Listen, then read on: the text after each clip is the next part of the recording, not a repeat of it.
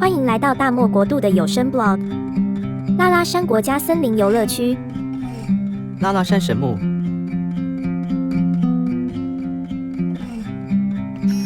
拉拉山的第一棵神木，年纪可是有1000多岁呢。离神木如此的近，让大漠不知道如何替它拍照。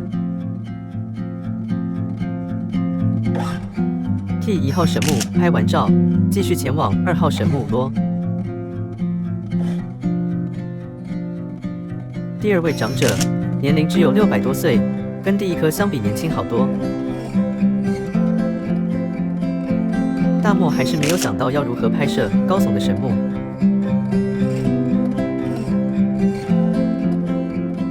拍了上面，就拍不到下面。